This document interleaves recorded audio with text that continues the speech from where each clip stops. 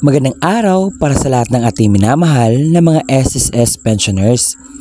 Ngayong araw pag-uusapan natin ang tatlong mahalagang mangyayari sa mga SSS pensioners ngayong December 2024. Dapat nating malaman ito upang mayroon tayong ideya kung ano yung dapat nating gagawin at dapat nating i-celebrate. So ngayon pag-uusapan na natin ang mga mahalagang mangyayari ngayong December 2024 sa mga SSS pensionado.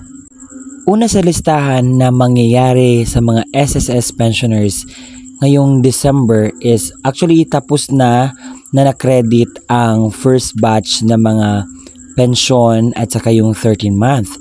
Ngayon naman ang masunod na mangyayari is crediting schedule ng second batch is ngayong December 4 matatanggap nila ang kanilang December pension.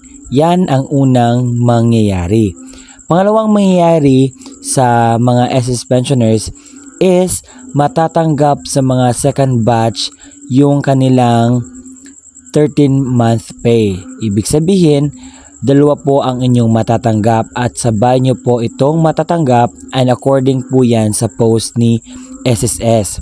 At totoo po yun, may naka-comment na po sa akin na natanggap na po niya ang kanyang pension at saka yung 13-month pay niya sa mga first batch na mga pensioners.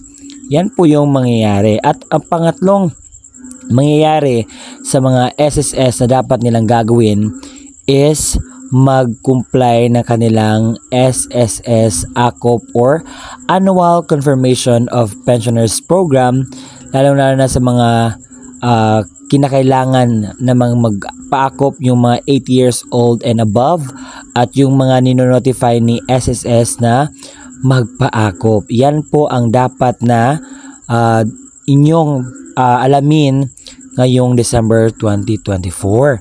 At huling buwan na at kinakailangan natin mag-comply kasi kapag hindi tayo mag-comply ng ating ACOP, so by next year hindi tayo makatanggap ng ating pensyon. Kinakailangan po kasi yan na magpa-ACOP tayo upang malaman ni SSS kung tayo ay alive pa or na katanggap ba tayo ng ating mga benefits mula sa SSS. So may nagtanong kung siya ba ay nasa abroad, paano po siya magpa-ACOP. May tinatawag po tayong video conferencing na kung saan doon po tayo mag-process na magpa-ACOP na hindi ka na uuwi ng Pilipinas dahil medyo malaki yung gagastusin mo.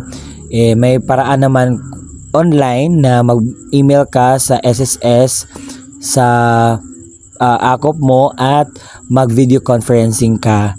So yan po ang mga at kung gusto ka magpa-ACOP through may bank na pamaraan magpa-ACOP po, ipapakita ko po sa inyo.